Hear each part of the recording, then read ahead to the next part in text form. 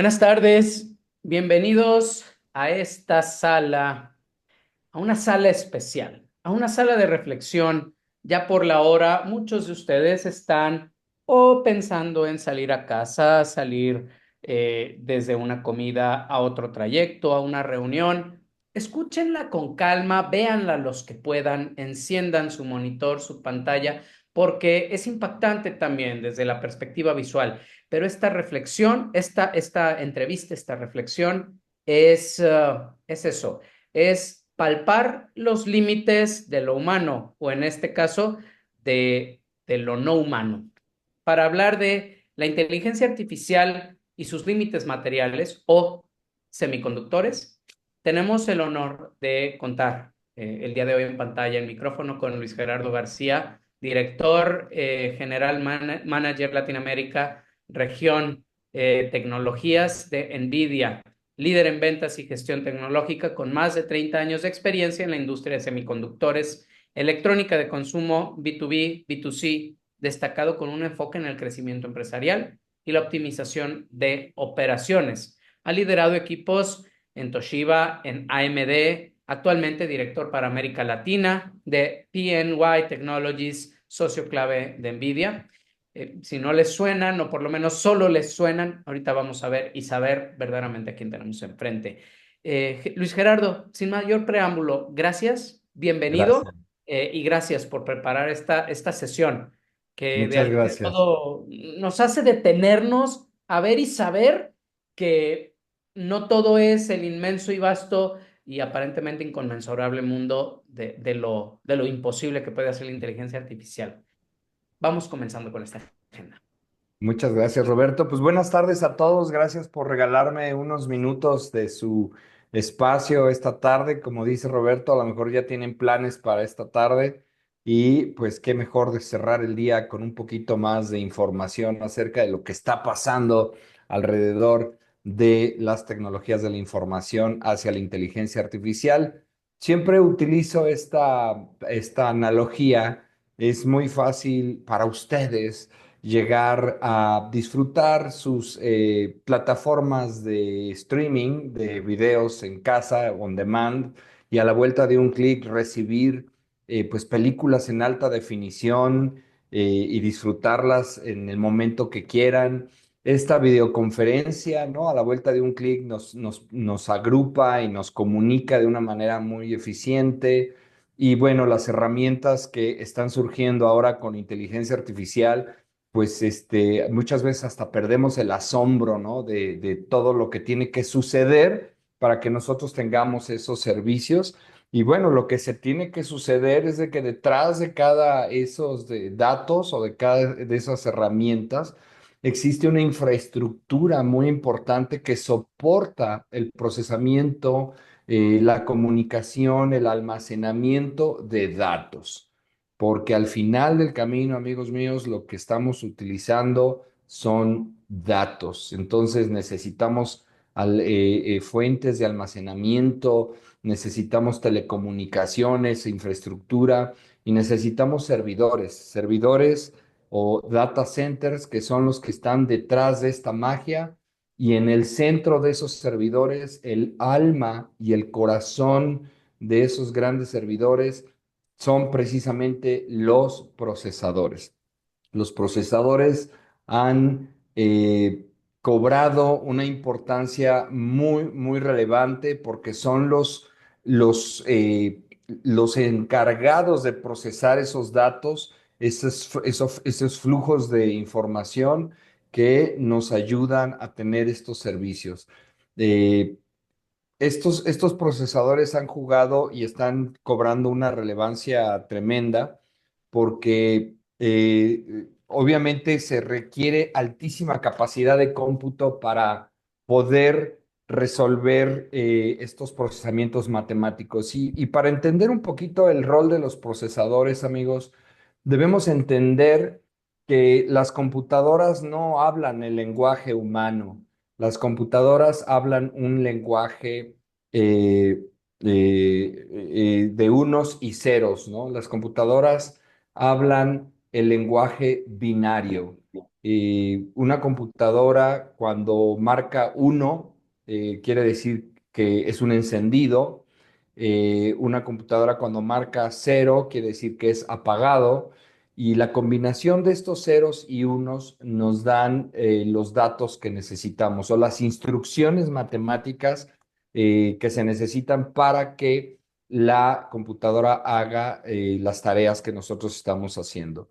Entonces, al finalizar esta charla, ustedes entenderán la relevancia y los límites que tenemos como humanidad y los grandes retos que tiene la humanidad para poder procesar todos estos datos que se materializan en forma de contenido, en forma de videollamadas, en forma de inteligencia artificial recientemente.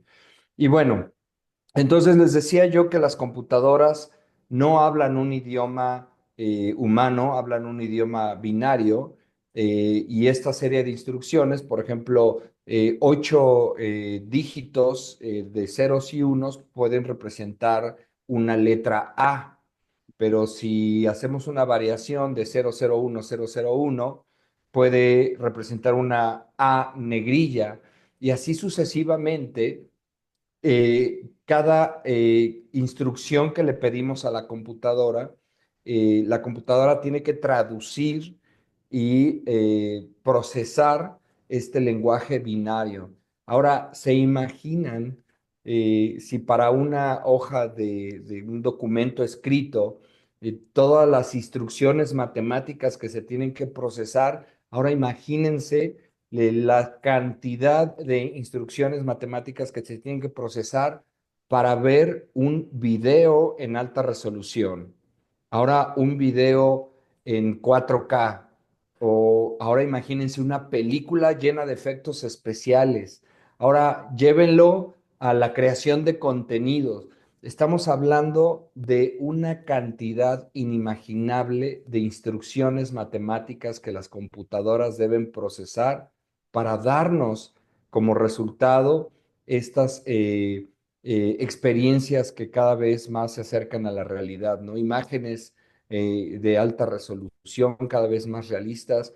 Y recientemente con la inteligencia artificial, pues lo que es la inteligencia artificial es el análisis de muchísima información que ya está disponible en las redes o en bases de datos particulares. Y entonces cada vez que le preguntamos algo a la inteligencia artificial, esta va y recaba de diferentes fuentes y bases de datos, tanto públicas como privadas, para que a través de un lenguaje analítico, un lenguaje artificial, la computadora te pueda responder de forma inteligente, pues algo que se acerca mucho a lo que es una interacción con la humanidad, ¿no? Con otro humano. Es eso la inteligencia artificial. Entonces, imagínense el estrés en el que se pone el mundo cuando esta información se quintuplica, se crece como espuma, sobre todo a raíz del 2020 experimentamos un incremento en el consumo de datos a nivel mundial inverosímil.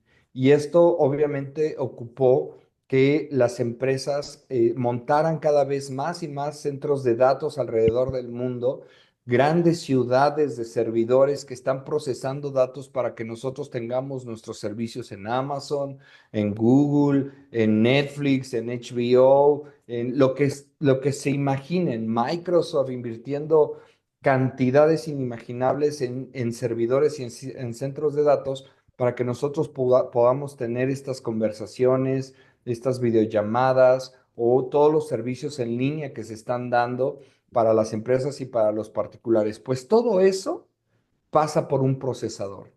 Y un procesador es un semiconductor, ¿no? Al final del camino, cuando ustedes ven un procesador, si lo vemos con una lupa, pues está hecho de un material que permite el flujo de la electricidad, el cual se transforma en instrucciones matemáticas, ¿no?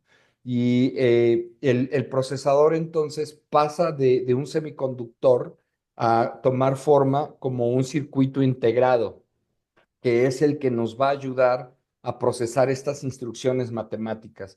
Es muy interesante la fabricación del procesador, porque un procesador se hace del sustrato, de un sustrato que sale de la arena, el sustrato de silicio. Este se funde a manera que se saca una oblea que es tan fina y tan pura que somos capaces de imprimir los circuitos por los cuales va a correr la información, pero esta impresión, este circuito o este nodo que imprimimos en esta arcilla es tan pequeña que es muy difícil lograrlo a través de la vista natural, sino ya se tienen que hacer a través de microscopios de alta potencia, porque es un tamaño muy, muy pequeñito. Y eso forma lo que son los nodos o los núcleos de un procesador, el cual nos va a procesar los datos, ¿no?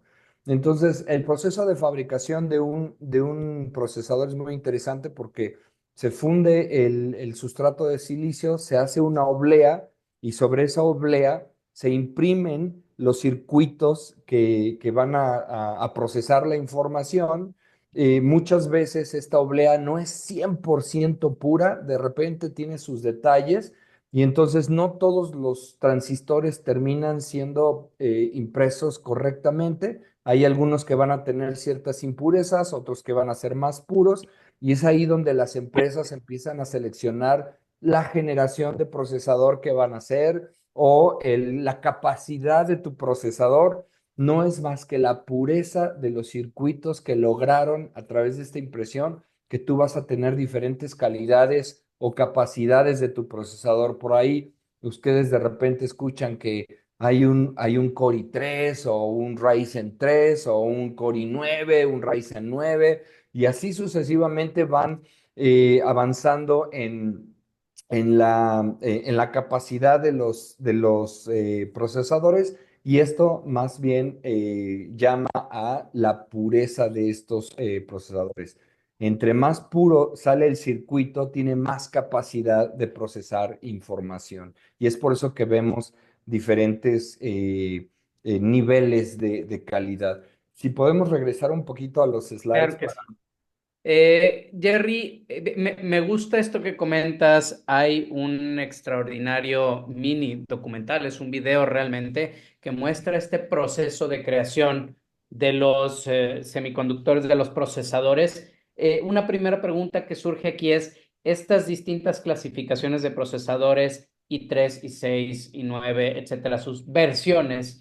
Creíamos que eran simplemente similar a como cuando Apple expone su nuevo celular, una actualización que tiene mejoras, pero en realidad nos dices, depende de qué tantos nodos se fundieron, qué tantos se apagaron en el proceso hasta llegar al final de la construcción de ese transistor. Entonces, una primera pregunta que surge aquí, a esos niveles, con toda la industrialización, todavía estamos un poco o un muy sujetos a la ley del caos, a la ley de la aleatoriedad, aún pues saber de qué calidad surge este circuito es replicable simplemente porque lo hacemos por volumen, pero estamos un poco a ver qué sucede en el proceso entre que inicia y termina la producción.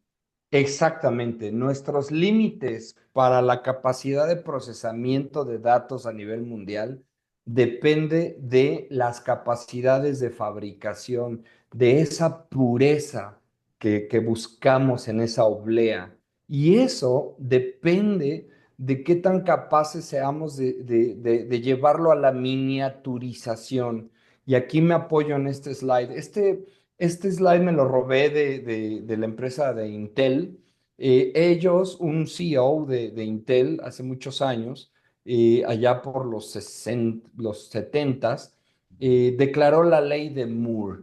La ley de Moore decía que la humanidad está limitada a la capacidad del tamaño del transistor que podíamos hacer.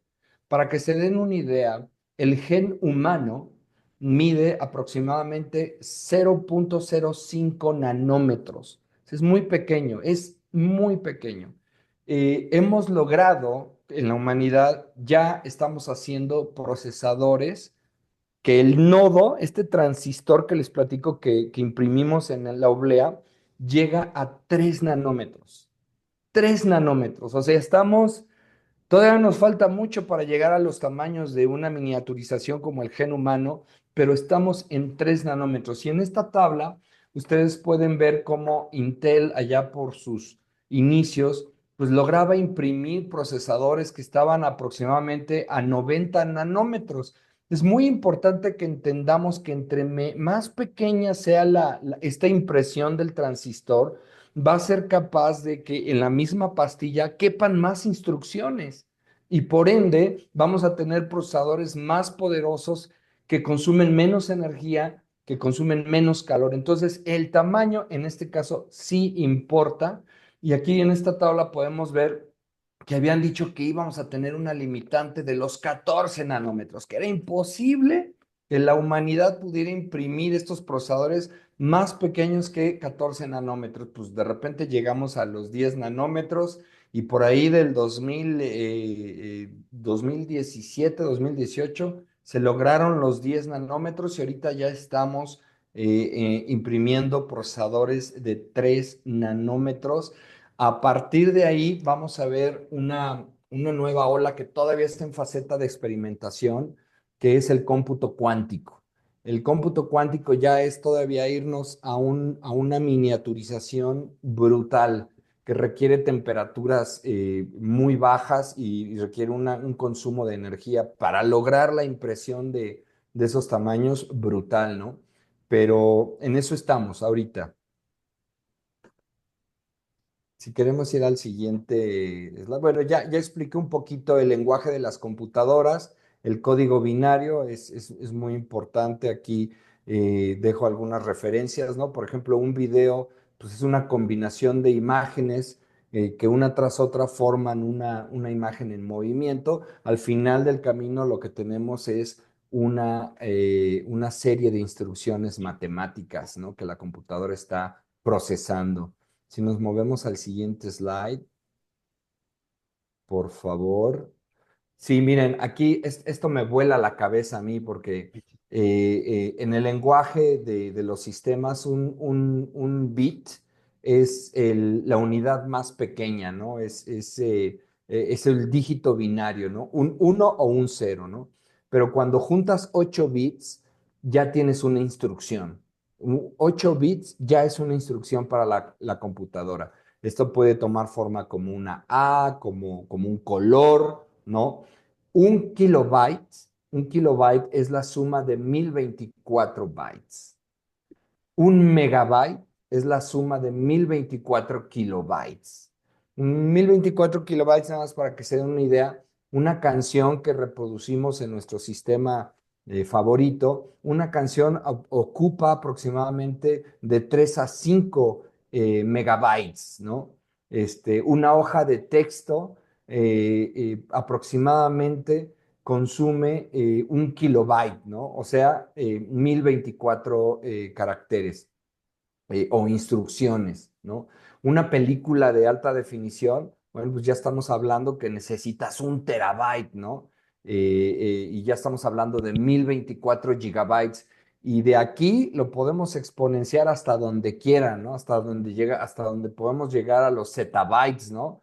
Que son ya la suma de 1024 exabytes. Entonces, si se ponen, a mí me vuela la cabeza ver todos estos números juntos porque es la necesidad de estar procesando esta cantidad de datos en las computadoras y en los servidores, cuando toda la humanidad le damos clic a las computadoras para la inteligencia artificial. Siguiente slide, por favor. Hay dos tipos de procesadores. Se han destacado dos tipos de arquitecturas o de sistemas de procesamiento, el procesamiento serial y el procesamiento paralelo. El procesamiento serial es el más común, el que hemos visto en casi todas las computadoras.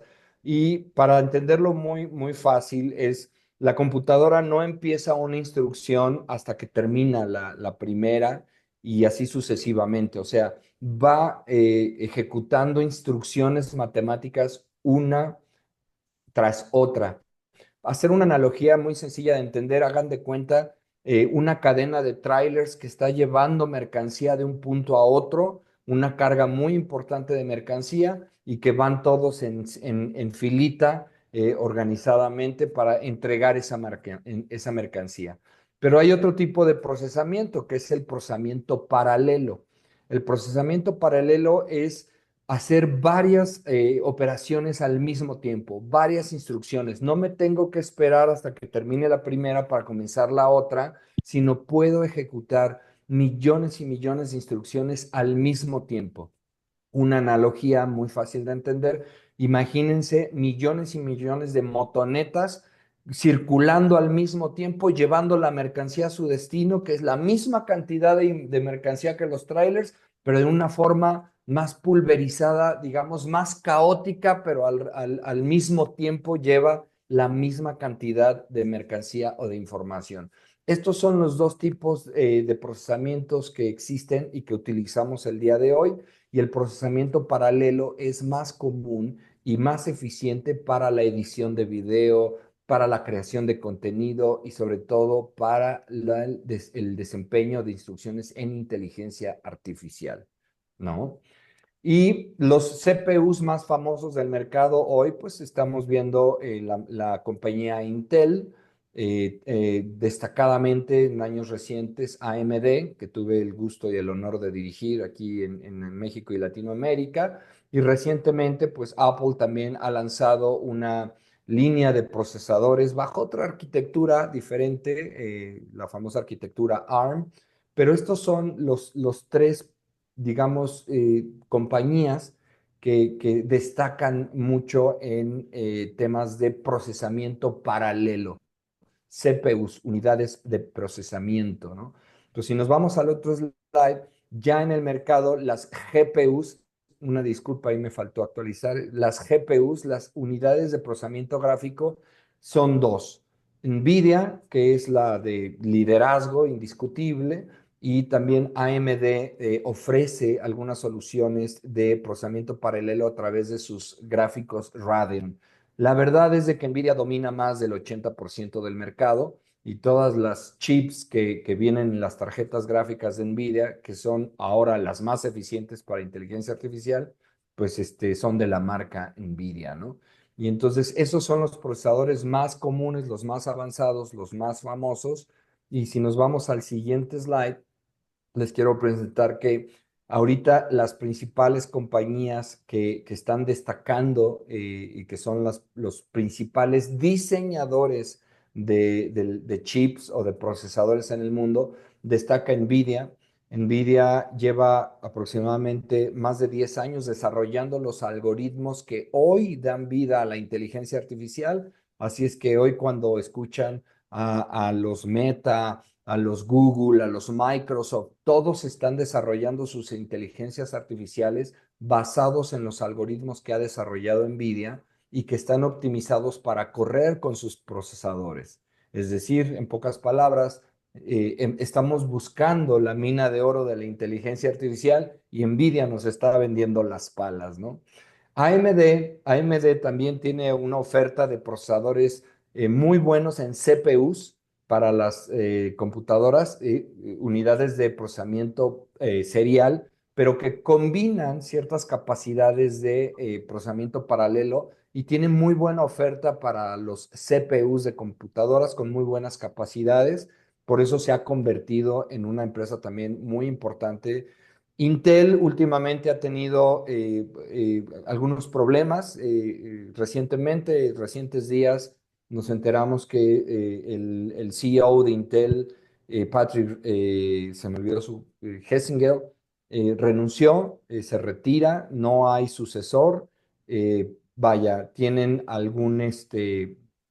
Intel ha estado batallando para ponerse al día y ha perdido algo de mercado.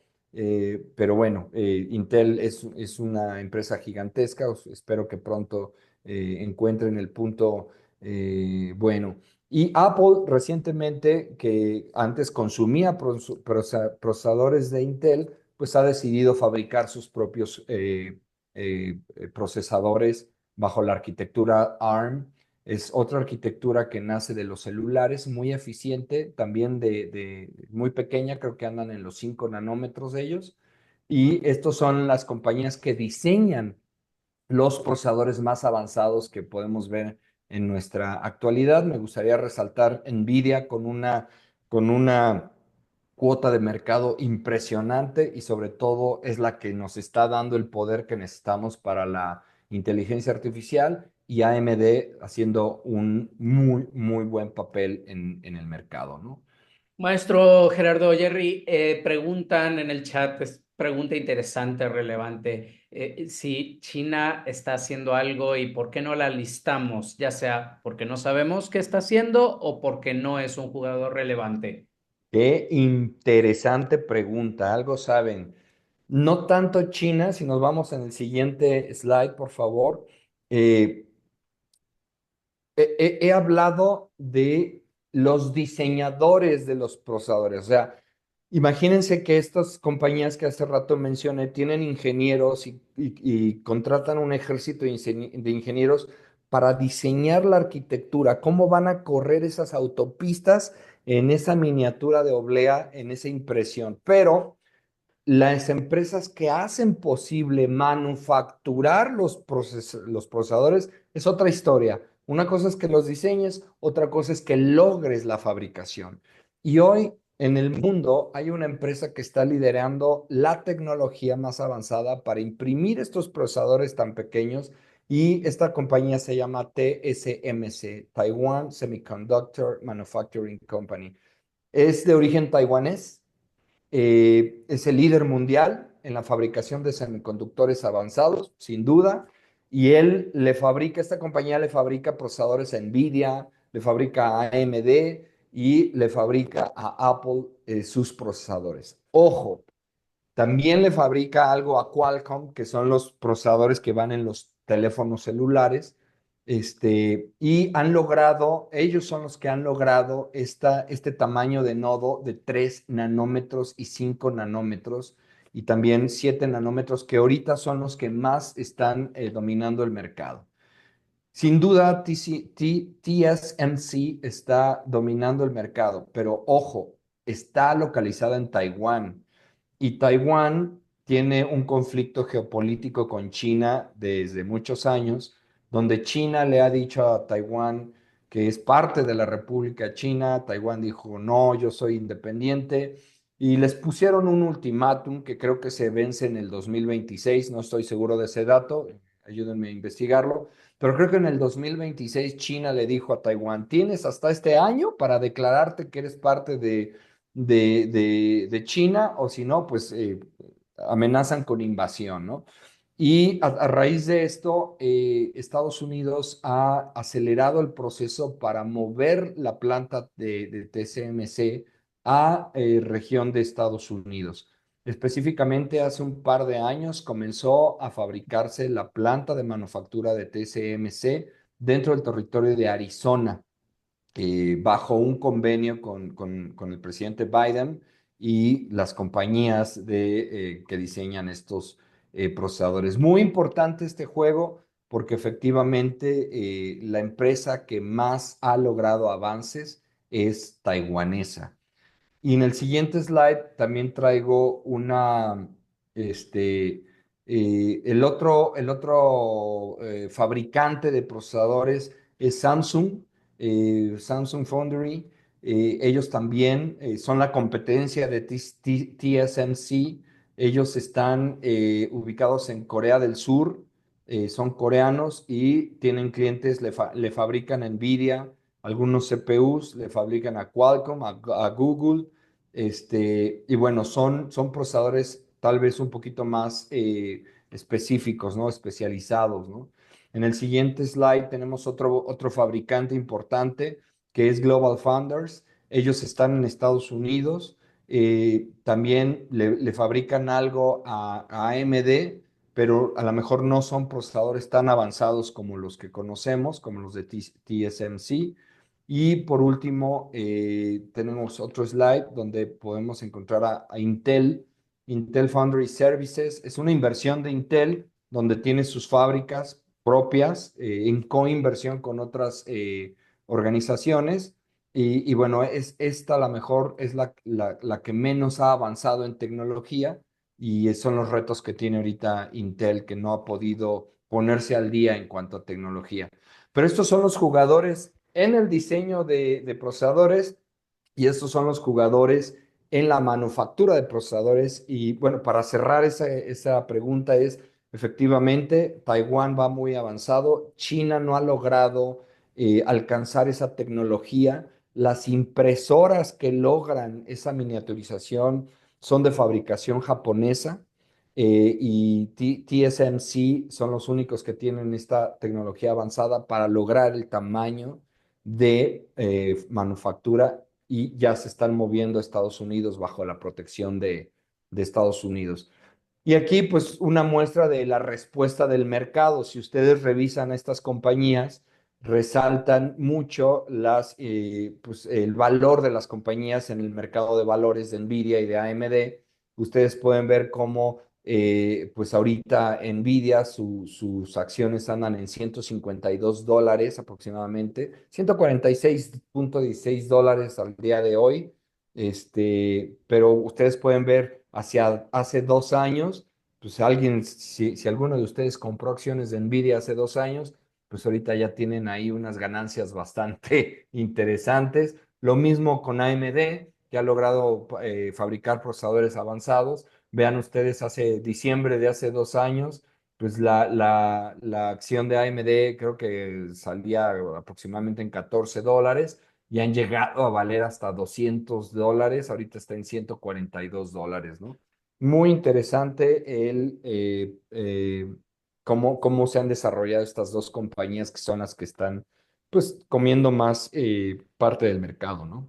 Jerry, antes de continuar, simplemente quiero puntualizar lo que acaban de ver. Quizá algunos de ustedes ya lo sabían, otros no, pero veamos cómo una lectura de los últimos 5 minutos de información que recibimos nos indicaría que el panorama geopolítico, que aquello que pensamos que no nos puede llegar a afectar, eventualmente podría ser simplemente una de las causas en que detonen el que se detenga el avance en este rubro y ramo específico de la tecnología, ¿no?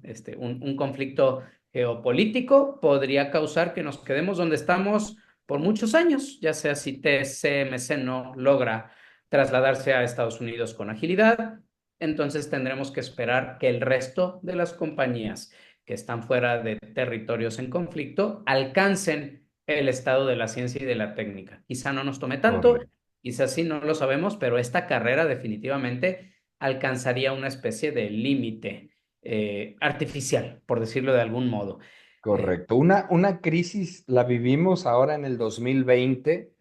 ¿Qué sucedió?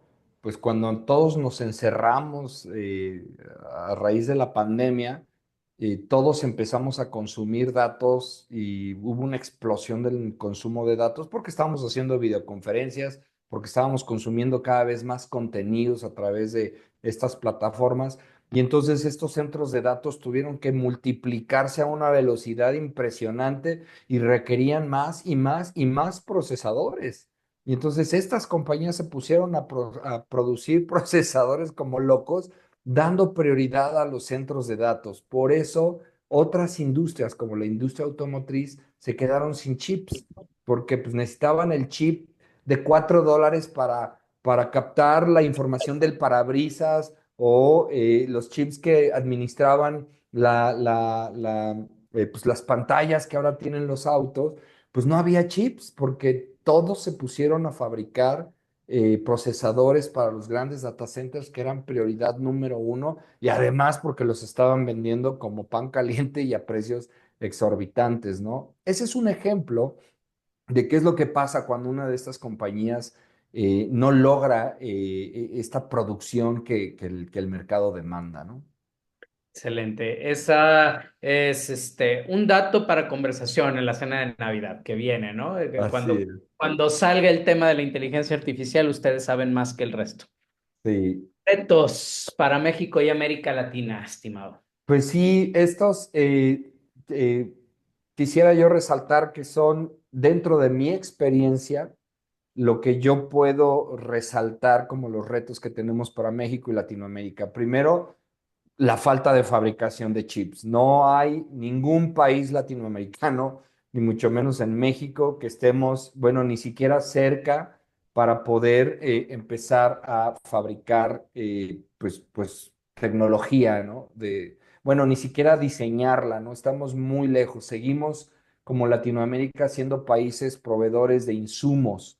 México un poco más avanzado que el resto, pero nos falta mucho camino para desarrollar tecnologías que puedan ser disruptivas en el mundo. Por eso, pues esto nos lleva a una dependencia de las importaciones, ¿no? De que nosotros necesitemos estos procesadores y los tendremos que traer de otros países que sí los están manufacturando. La infraestructura de América Latina pues, tampoco nos podría dar, aunque México ha avanzado mucho, los grandes data centers que existen en México, sobre todo en la región de Guadalajara, en Querétaro, pues no, son inversiones extranjeras, ¿no? Son inversiones de Microsoft, de Amazon, de Google, que ponen aquí sus data centers, pero no estamos manufacturando nosotros o no estamos desarrollando esas tecnologías. La escasez de talento, ese es un reto, no me canso de decirlo cada vez que hablo a las universidades o que me dirijo a las generaciones más jóvenes, nos urge desarrollar más programadores, nos urge con U de Uyuyuy. Miren, en mi trabajo en AMD, ustedes se meten a las plataformas de búsqueda de empleo de NVIDIA, de AMD, y yo les puedo decir que todos los días salen por lo menos entre 70 a 80 posiciones a nivel mundial de ingenieros programadores, ¿no? Porque estas compañías están devorando estas posiciones y son muy bien pagadas. ¿Qué hacen estas posiciones? Desarrollan, entran a un equipo que diseñan y desarrollan cómo van a circular las informaciones en estos procesadores, programan muchas de estos procesadores y entonces pues, nosotros, aunque tenemos muy buenos ingenieros y tenemos muy buen talento y tenemos una base de juventud importante, lamentablemente no se están interesando por carreras de ciencia. Entonces, urge ahí incentivar las carreras de ciencia, de programación, de ingeniería. eh, el quinto punto que yo veo en mi experiencia es un bajo nivel en inversión de infraestructura de investigación y desarrollo, comenzando desde el gobierno, ¿no? Estamos en pañales en lo que nosotros destinamos, tanto desde el gobierno como las empresas, en investigación y desarrollo. Cuando nos ponemos a analizar el número de empresas mexicanas que han resaltado y que tendrían la capacidad para hacer un presupuesto para investigación y desarrollo, bueno, sí, tenemos muchas empresas internacionales que podrían estar en ese nivel, pero la vasta mayoría de compañías en México, pues apenas subsistimos, ¿no? Apenas sobrevivimos, no le están dedicando a la investigación y desarrollo. Y bueno, la brecha de adopción de tecnología es inmensa. Nosotros podemos ver cómo países como India, incluso como China, están desarrollando softwares, están desarrollando algoritmos más avanzados. Hay una brecha muy importante en México contra estos países, ¿no? Ya no hablemos de Estados Unidos, contra estos países que nos estamos quedando pues un poquito atrasados, ¿no? Estos son los retos que yo veo desde mi humilde experiencia en la industria que México y Latinoamérica tenemos y que tenemos que sobrepasar, ¿no? Y en el siguiente slide, pues algunas conclusiones o recomendaciones. Creo que sí. Sí, estrategias claves. Bueno, la política clave, las políticas públicas. El gobierno no incentiva o no fomenta que la iniciativa privada invierta o no crea zonas donde se puedan especializar las manufacturas, muy difícilmente vamos a poder avanzar en ese rubro. Cooperación internacional, ¿no?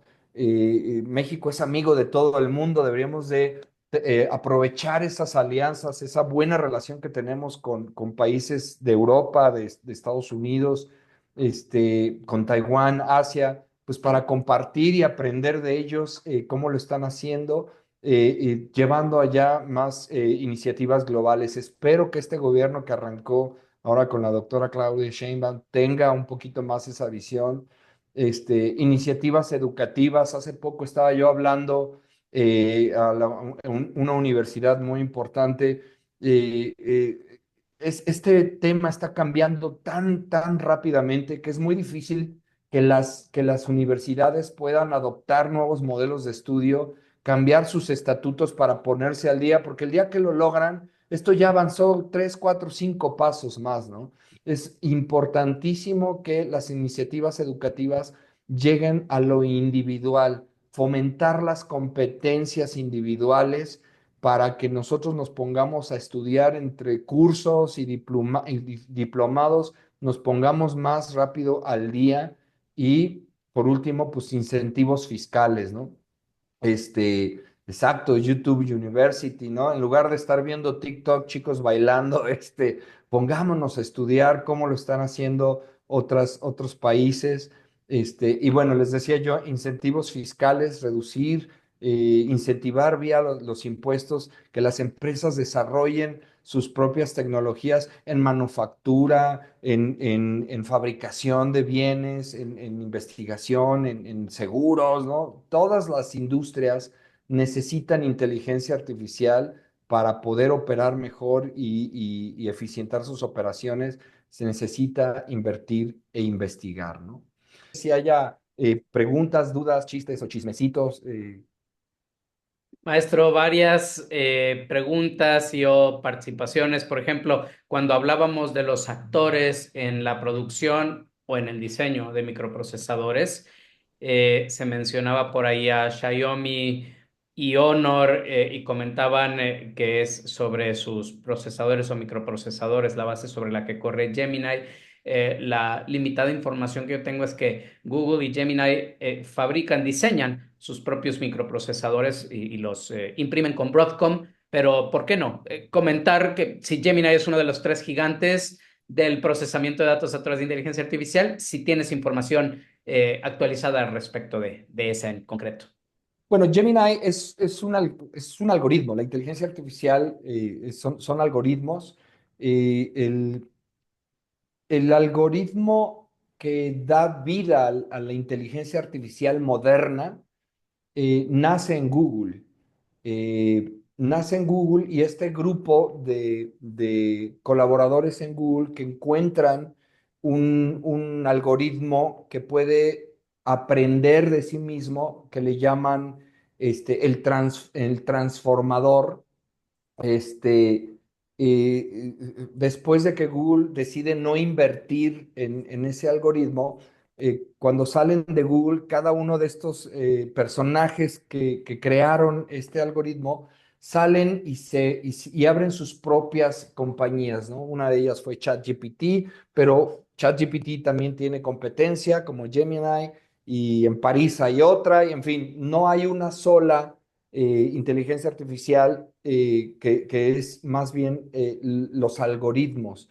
Eh, la inteligencia artificial ha existido siempre, desde que nosotros ponemos el Waze y entonces este sistema, este algoritmo recopila la información del tráfico y nos presenta las mejores rutas. Eso ya es inteligencia artificial. El Alexa ya es una inteligencia artificial. La inteligencia artificial moderna es lo que logramos cuando podemos hablar con la computadora y traducir el idioma humano a través de texto o de voz, y que la computadora a través de esos algoritmos ya no nada más se programa, sino aprende de sus propios procesos. Entonces ya no estamos enseñándole a la inteligencia artificial, ya no la estamos programando, ya la estamos entrenando, y entre más y más le preguntemos, más está aprendiendo. Todo esto tiene que ver con la parte de los algoritmos y los sistemas de lenguaje. Eh, los chips optimizados que corren estos algoritmos definitivamente son de NVIDIA. Ellos son los que tienen el desarrollo más avanzado. Sí hay otros procesadores que han tratado de avanzar ahí, pero estos son los jugadores más sobresalientes que han logrado optimizar que en sus placas o en sus procesadores se corra con mayor eficiencia los algoritmos de inteligencia artificial. Y yo podría decir que es NVIDIA en primer lugar, y en un segundo lugar, tal vez un poquito más lejano, es AMD a través de sus CPUs avanzados. Maestro, el poco tiempo que queda, te quiero plantear esas preguntas, la o las que quieras responder con el grado de profundidad que quieras, que tienen que ver con los límites. Nos han expuesto los ponentes antes de ti que probablemente lo que primero se acabe, el primer límite que tendremos que resolver en la educación de estas inteligencias artificiales es la cantidad de datos. Sin embargo, hablaste ya de los tamaños de los microprocesadores. Ese es un límite que no tenemos claro. Estamos cerca, ya lo alcanzamos respecto de los límites a los que ha sometido o a los que han sometido estos algoritmos a los chips. O sea, ¿ya llegamos ahí o todavía tenemos mayor capacidad de procesamiento contra lo que hoy requieren estos algoritmos para funcionar? No, la capacidad de procesamiento yo creo que la tenemos todavía para una década más. Lo que se nos está acabando es la capacidad de producción de la cantidad de estos procesadores, ¿no? Y Entonces, la tecnología la tenemos, lo que la nos está faltando ya o lo que ya ves en el horizonte es materia prima.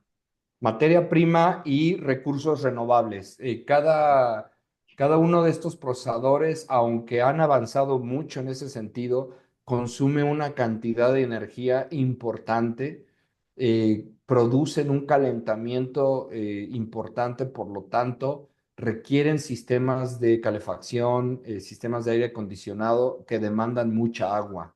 Y ese es el contrapeso, ¿no? Cada vez que utilizamos más estos tipos de dispositivos y de tecnología, piensen que hay una infraestructura súper estresada para proveernos estos datos que consume agua, energía y recursos naturales de una forma muy importante. Ese es un gran reto a nivel mundial. ¿Cómo hacemos tecnología más limpia? ¿Cómo hacemos procesadores más pequeños para que consumen menos energía, que requieren menos recursos de mantenimiento, ¿no?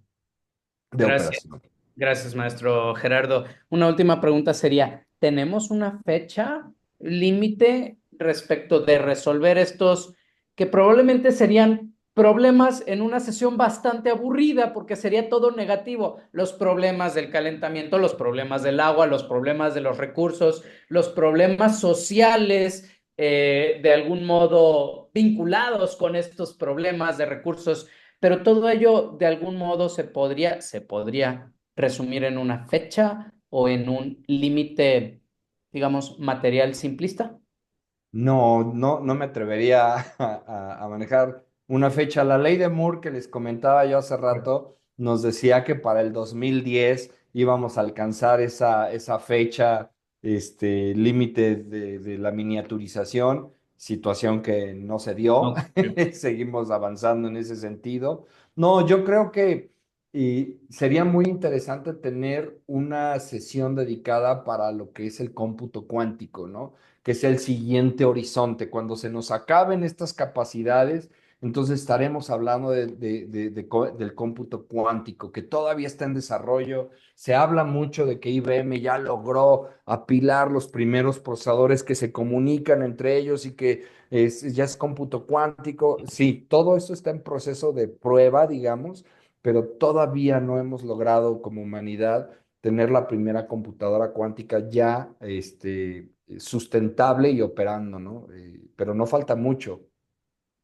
Maestro Gerardo, muchas gracias, Jerry. Verdadero, sí, como dice Graciela, excelente ponencia.